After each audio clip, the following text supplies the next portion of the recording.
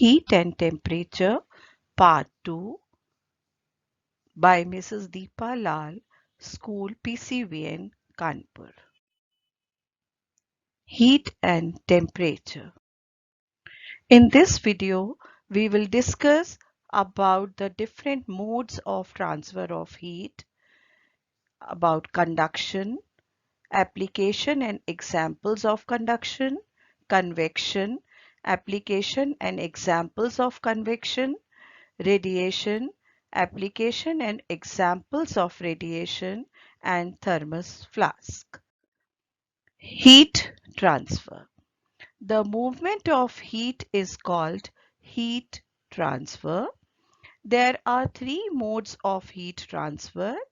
They are conduction, convection, and radiation. Now we will discuss about the conduction. In conduction, heat is transferred through a substance or from one substance to another by the direct contact of one molecule with another. There are some conditions which are necessary for the conduction of heat. They are: first, the two objects should be in contact. Second, their temperature should be different because heat flows only from hotter part to the colder one.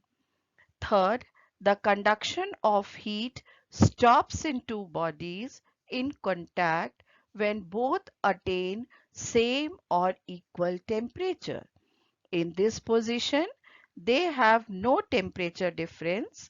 The bodies are said to be in state of thermal equilibrium. Now I am going to explain the process of conduction. Warmer, more rapidly moving molecules strike other, more slowly moving molecules. As the molecules collide, some of the energy of the warmer molecule is transferred to the cooler molecules. Because these molecules now have more energy, they speed up. This process is repeated. Heat transferred by conduction takes place in solids, liquids, and gases, since they all are made up of molecules. Conduction mainly takes place in solid. Since molecules of liquids are farther apart, there are very little conduction in liquids. In gases, there is nominal conduction takes place. Now we are going to discuss about the conductors and insulators of heat. Conductors of heat, the materials which allow heat to pass through them easily, are called good conductors of heat. Most of the metals are good conductor of heat.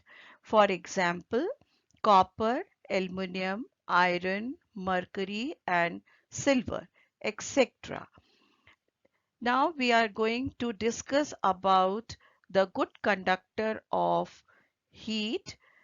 So we can see that cooking utensils are made up of metals and alloy. Why? Because metals are good conductor of heat. So heat from the flame is conducted to the food inside quickly and efficiently. Now here I mentioned a word alloy. An alloy is a combination of metal or metals combined with one or more other elements. For example, combining the metallic elements gold and copper produces red gold, gold and silver becomes white gold, and silver combined with copper produces sterling silver. Alloying elements can be added to a metal to increase a number of properties including hardness, strength, corrosion, resistance, malleability, and much more. Now we will discuss about the bad conductors or insulators of heat. Materials which do not allow heat to pass through them easily are called bad conductors or insulators of heat. For example, bricks, grass, mud are bad conductors of heat, are used in buildings, houses, especially in rural areas to keep houses warm in winter and cool in summers. The hair or the fur provided by nature to the animals living in cold climates protect the animals from cold because hair or fur are poor conductors of heat. We have to keep in mind that air and water are also bad conductors of heat. Now about the clothes. We wear cotton clothes in summer because cotton clothes are thin and do not have space in which air can be trapped. Thus, cotton clothes do not prevent heat coming out of our body, while we wear woolen clothes in winter because woolen clothes are poor conductor of heat. It has air trapped in between the fibers. Since air is a bad conductor of heat, it does not allow the body heat to flow out, as a result of which we feel warm and comfortable. We are going to discuss the second mode of transfer of heat, that is convection. The process by which heat is transmitted in liquids and gases by actual movement of particles is called convection. Explanation: when a liquid or gas is heated, some of the molecules begin to move faster and farther apart. This results in a decrease in density of that part of the liquid. That is, the molecules become less closely packed. Because it is less dense than the surrounding liquid or gases, the heat portion rises, creating current that carry heat. Applications of convection current: ventilations in houses. The air we breathe out is warmer and lighter, so it rises up. This warm air goes out through the ventilators made at sufficient height to occupy its place. Fresh, colder air enters the room through the doors and windows. Uses of chimney is the another example of convection current. The hot furnace gases are less dense than the air, hence they are lighter. They rises up through the chimney. The smoke or fumes around them rush into take their place and the hot furnace gases are sucked out. Land breeze and sea breeze are the example of convection current. Now we will discuss about the land breeze. Land breeze, as this diagram suggested, it occurs at night. The breeze that blow from land towards the sea after sunset is called land breeze. The land cools more quickly than the ocean, cooling the air above it.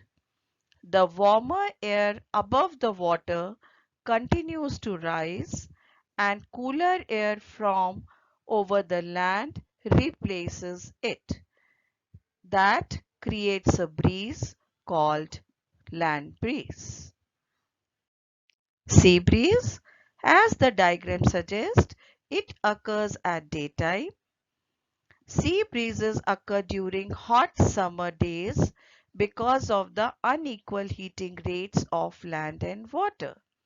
During the day, the land surface heats up faster than the water surface. As the warm air over the land is rising, the cooler air over the ocean is flowing over the land surface to replace the rising warm air. So this is the best example of convection current. Now we will discuss about the oceanic current.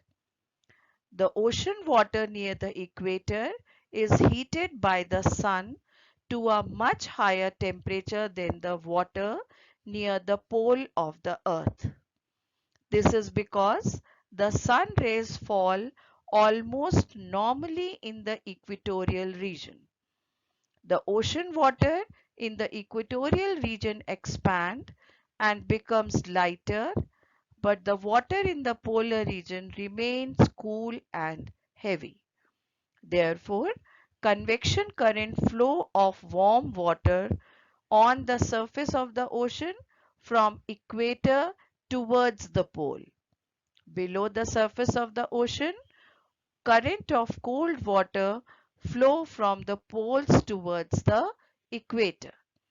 These current controls the temperature of the ocean are called oceanic currents. Now we are discussing about the third mode of transfer of heat, that is radiation.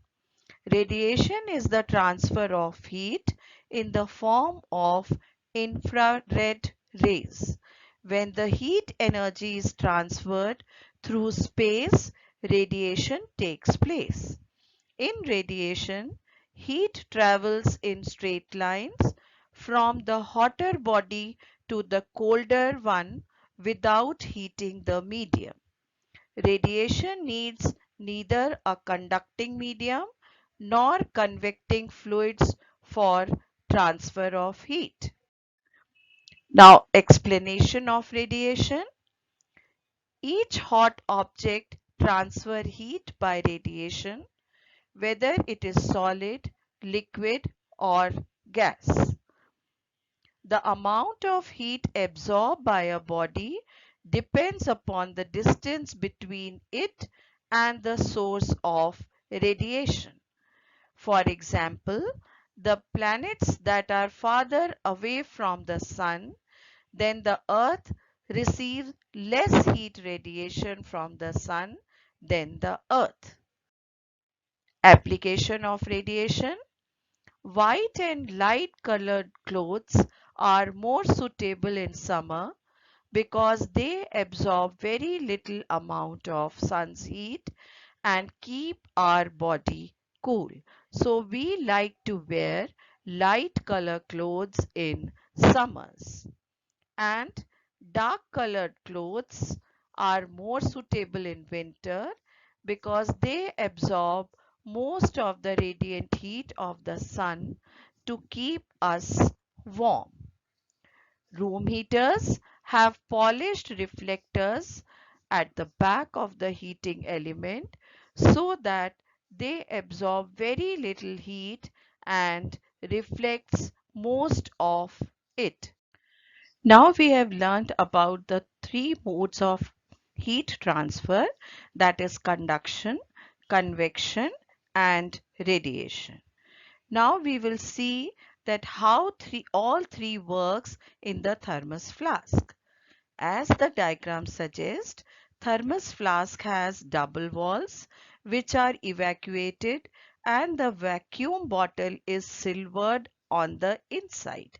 The vacuum between the two walls prevents heat being transferred from the inside to the outside by conduction and convection. Now we will discuss in detail about the thermos flask.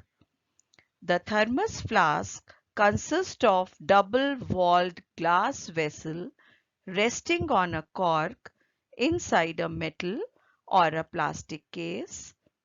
The outer surface of its inner wall and the inner surface of its outer wall are silvered. The space between the two walls is almost vacuum and the walls are sealed at the top.